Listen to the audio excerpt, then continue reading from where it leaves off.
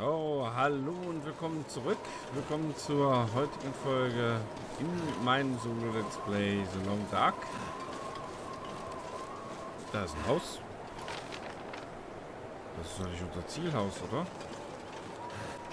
Wir sind unterwegs zurück zum Bärentöter. Wir haben Medizin gefunden und wollen die ihm bringen.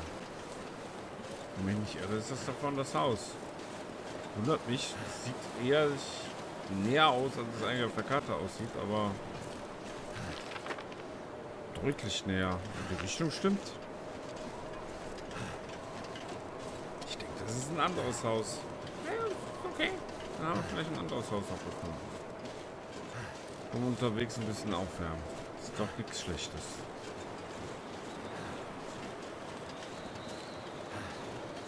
Wir haben noch immer ein Gewichtsproblem. Ich hoffe einfach mal, dass es am... das ist ein kaputtes Haus. Am Medizinkasten liegt. Dass wir den die ganze Zeit mit uns schleppen. Ich hoffe einfach mal, dass wir in Zukunft da was leichter unterwegs sind, wenn wir den versorgt haben. Aber ich kann es nicht versprechen. Oh, immerhin ein Ofen. Topf. Holz. Zedernholz nehmen wir mit. Das brennt gut.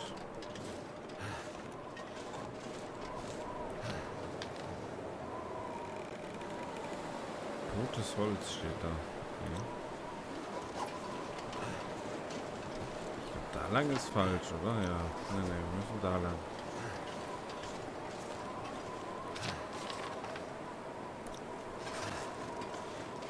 Ich weiter rechts, aber...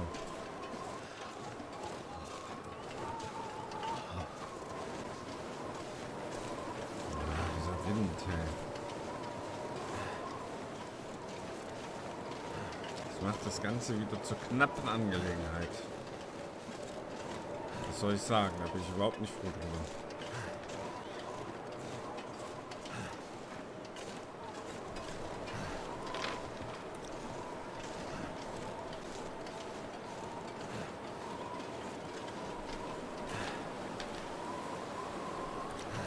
Ich muss mal rechts rum. Wieder nur dieser Berg, wo ich drüber steigen müsste.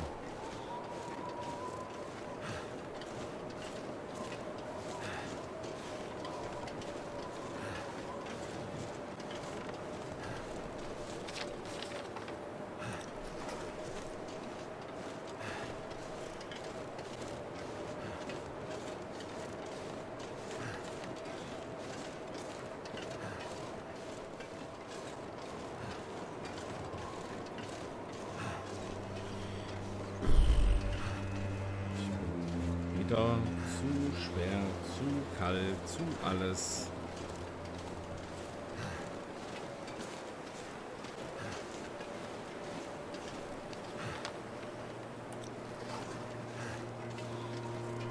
Da vorne komme ich rum.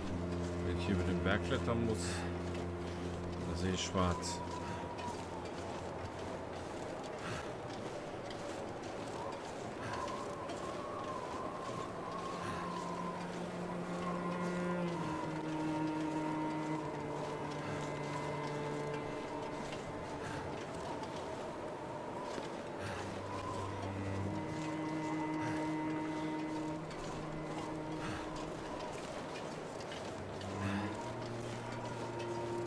Das war der Moment, wo ich letztes Mal den Gesundheitsboost gekriegt habe. Ich glaube, diesmal habe ich nicht so viel Glück.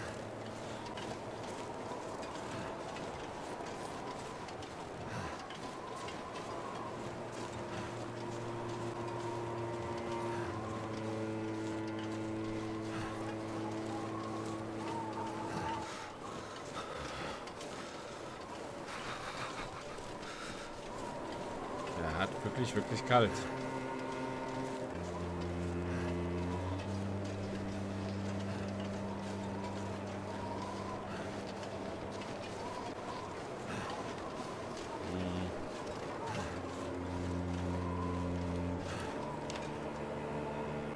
Könnte klappen. Wird aber eine knappe Kiste.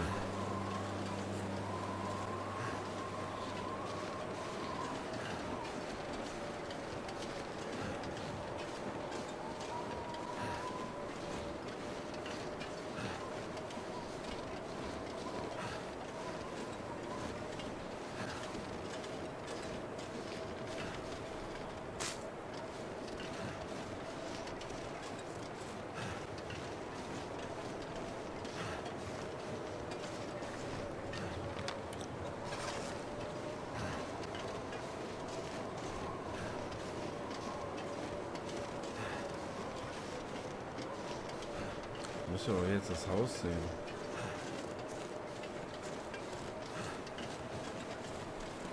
Das ist ein Schuppen. Das ist nicht das Haus. So? Das ist eindeutig ein Schuppen.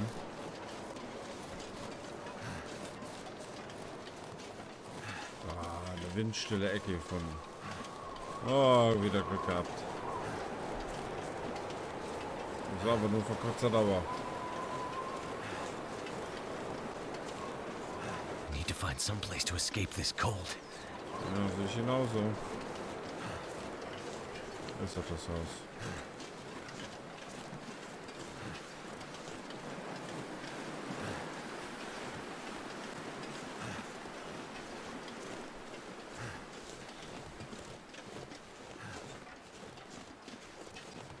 Ja, müsste so gerade so klappen.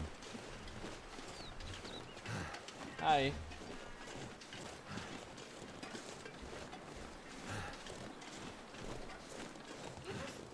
Ja, ja. War ja vorsichtig. Also, ich bin jetzt bei einem Solo-Transport dabei. Aha. Also, da kriegt Im Namen der Großen. ja, aber Ja, ist im Grunde nichts zu tun, oder? 2 Einzelmarinchen oder halt ein Transport kriegen halt jeweils einen Teil des Tanzes.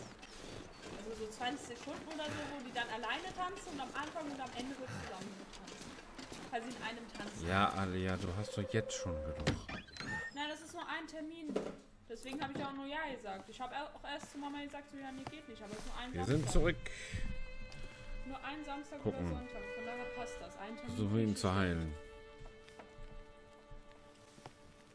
Oh, das war aber eine Blitzheilung. Oh, shit. Oh, that's smart. Samstag ist, gehe ich nicht. Take it easy. You're Pretty banged up. Probably a bit delirious, too. I just gave you a shot of some heavy antibiotics. Might feel funny for a while, but it'll help. And you're gonna need some time to recover. Time?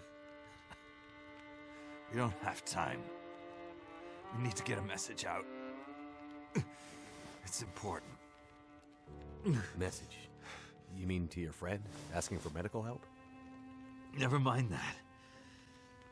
Help me up so I can look at the radio. Let's see if the parts you brought back are any good.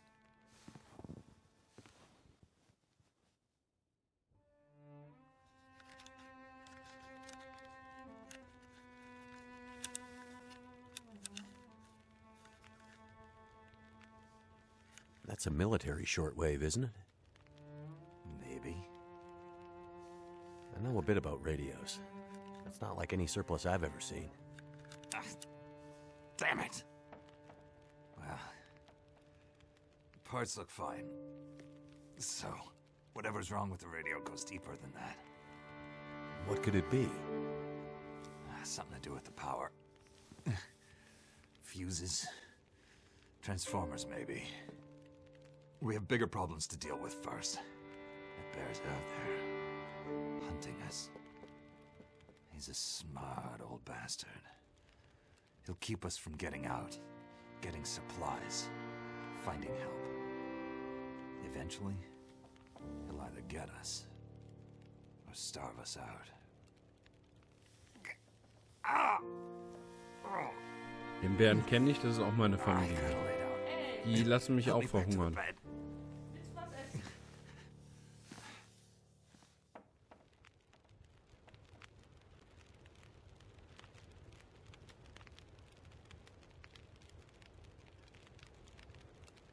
The dam was pretty busted up, like you said. Place was cracked open by the quake years ago and never recovered. Was already half dead at the time. Meaning? The dam dates back to the 60s. Industrialists from the mainland wanted to use it to power a mining town he was planning to build. But the bottom fell out of the price of coal, and he had to abandon those plans. Some fool tried to get it running again in the 80s. But then the forest talkers got involved, and that was the end of it. Pretty sure the quakes finished the job once and for all. So, who are the forest talkers? Eco-terrorists. Activists, some call them. Depends on who you talk to, I guess. Why are they out here? Well, they've been active for years. They come and go. Mostly here to throw a wrench in the works for a variety of resource projects, mining, forestry mainly. They want Great Bear to remain a pristine wilderness. You don't sound like you agree. Oh, I've no love for industry. But this is the way of the world. You have something they want. They take it. Nothing much you can do to stop it. Well, judging by what I saw in the dam, I'd say the forest talkers are still active. Well, that's good news for you. Keep your eyes open for supply caches they might have left behind.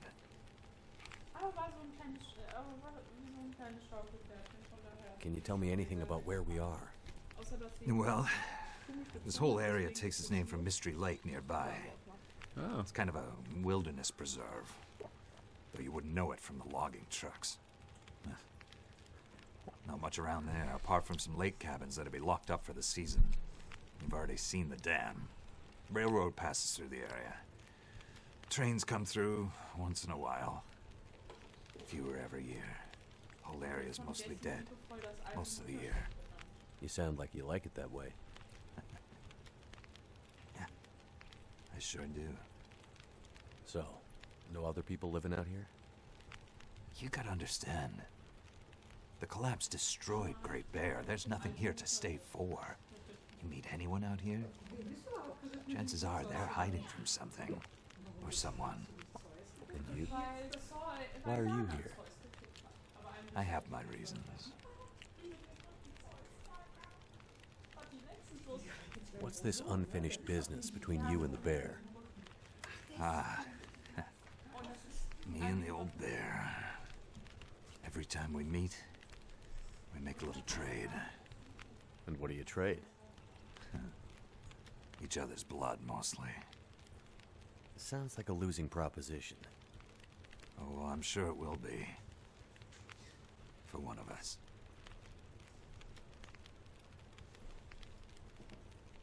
The main reason I'm out here is I'm looking for someone. You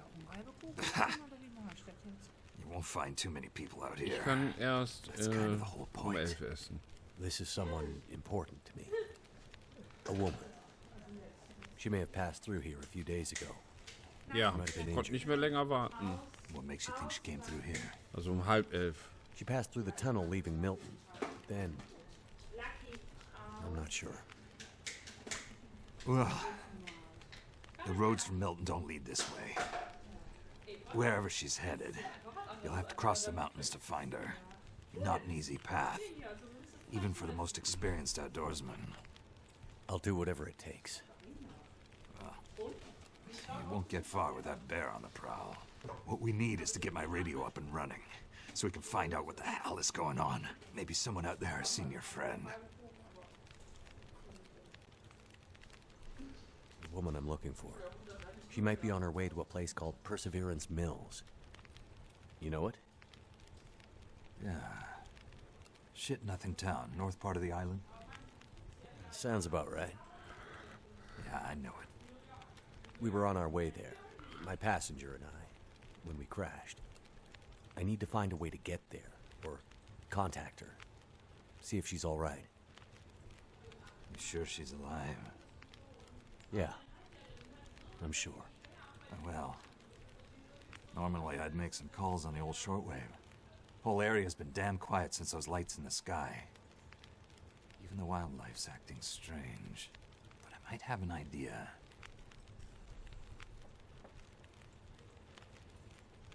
You said you had an idea. What do you have in mind? Well, it's a long shot. But I may know how we can find out about your friend. I'm listening. This shortwave. I use it to keep an ear open for what's going on. So how do we get the radio working? There's no reason I can see why it shouldn't be working.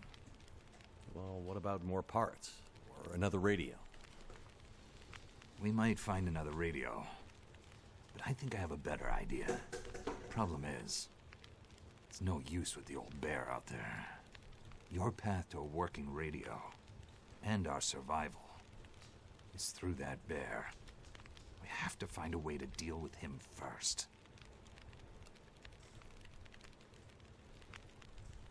What do you mean the wildlife's acting strange? You live out here long enough, you get a sense for the patterns in nature. Right now, the patterns are broken. Critters aren't behaving the way they should. It's like they're spooked or something. No, not spooked, but changed somehow. Best way I can say it is, things don't feel right.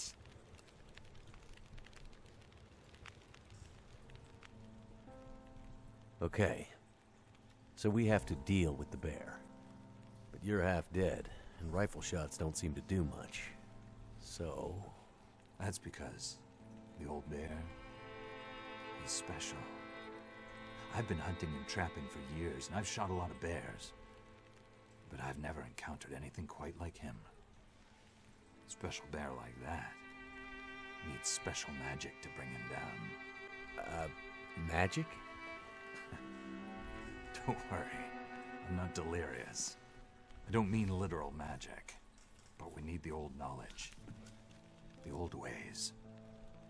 What do you have in mind? There's an old story. Local legend, maybe.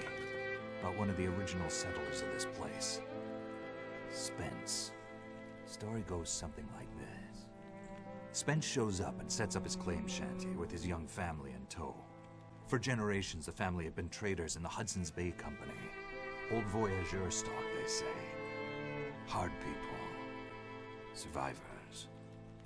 One day, a bear shows up and menaces the homestead. Spence takes a shot at the bear, but it doesn't seem to do anything. Bear wanders off, but Spence's wife, she takes a turn. Slips into fever. For days, delirious, she screams about the bear. Local doctor can't do a thing for her, neither can the priest. A week later, a hired hand goes missing. And they find him. Just a body. Ravaged. Spence fears for his wife and kids. He's convinced some evil bear spirit is trying to kill them. Revenge for some slight in the past, maybe. Something in the family history. Spence gets some men together for a hunting party. They go out into the muskeg and track something big for days. Eventually corner it. It's a big son of a bitch. Biggest bear they'd ever seen. Man killer. Story goes, they empty their rifles into the bear and it just walks away. Like it's made of stone. They call it the demon bear after that. Wife's dying now. Spence believes the bear's evil spirit is killing her, eating her soul. He can't get anyone to join him on another hunting party. They know rifles don't work. So he forges a spear. Like a boar spear, but bigger. From some old Hudson's Bay trapper's wisdom, apparently.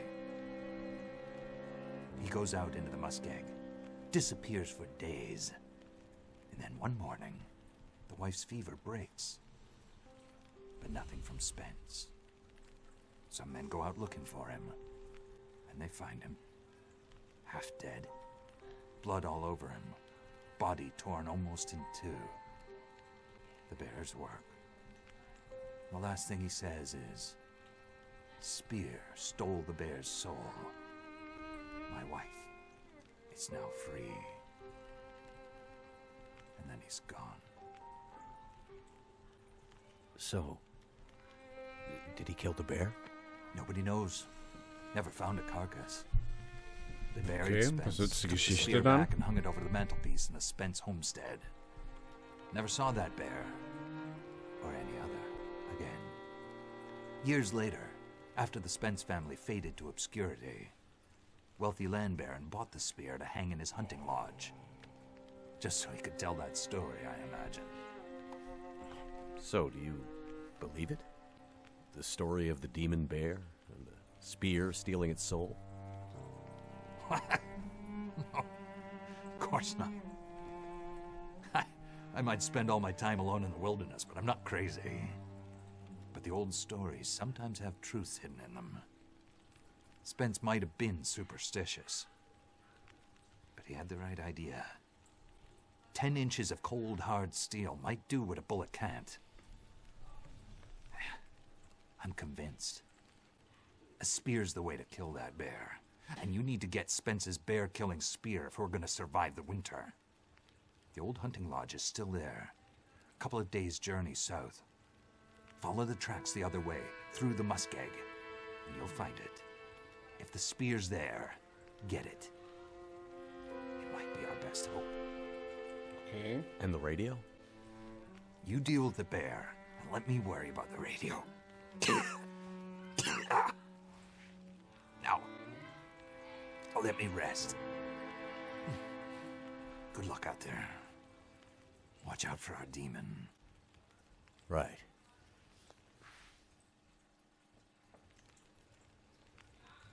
Okay. Also, wir brauchen einen Speer. Das war jetzt ein wenig überraschend.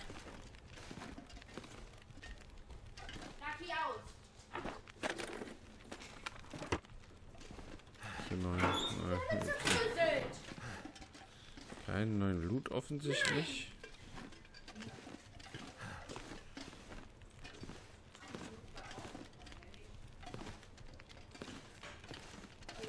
So. Also, dann gucken wir mal. Aha. Da müssen wir hin. Eigentlich da, wo wir eben schon mal waren. Naja, was soll's. Was sagt die Uhr? Wir haben noch Zeit. Und so stapfte er wieder durch den Schnee. Ihm tun die Füße weh. Vom lauter rumstapfen.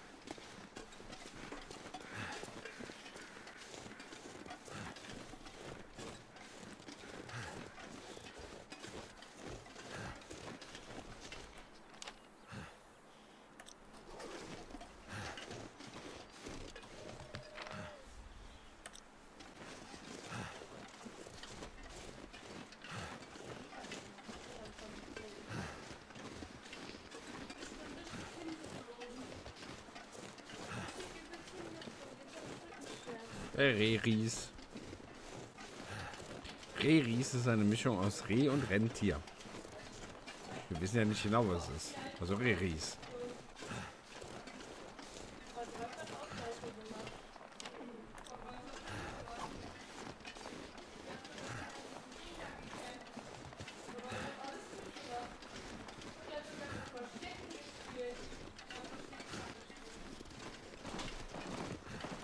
Die Hüpf.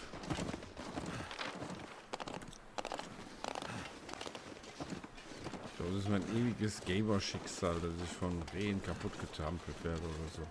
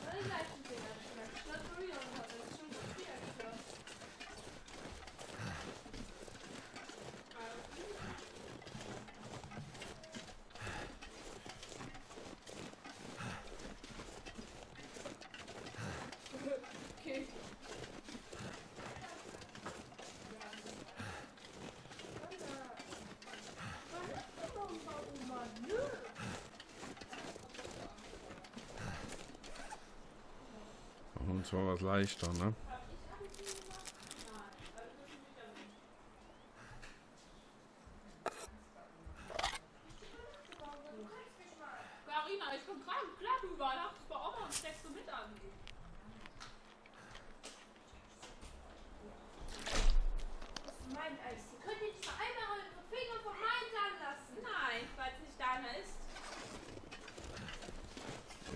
gleich genug.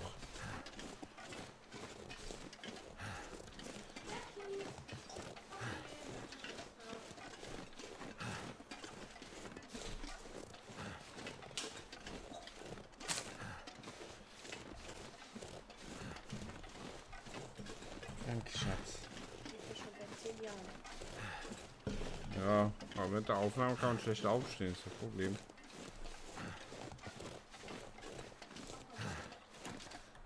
Nee, das ist gar nicht.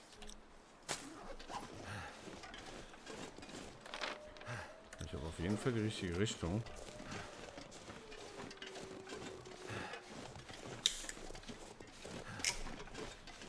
Ja, schon mal froh, dass ich keine Angst mehr vor den Wölfen haben muss.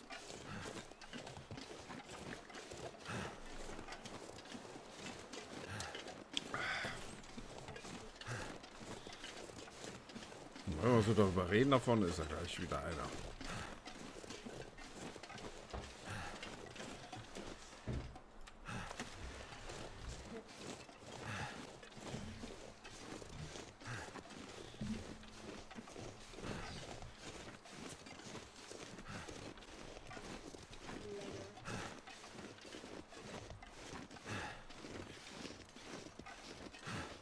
Da wir ja jetzt in den Tunnel rein müssen, können wir auch mal nach der Lok gucken, ob wir da was sehen. Was Wertvolles. Aber das würde ich sagen, das machen wir in der nächsten Folge. Von daher, danke euch fürs Zusehen. Schaltet morgen wieder ein, wenn es weitergeht mit der Mission. Bis dann. Tschüss. Und noch die Tschüss.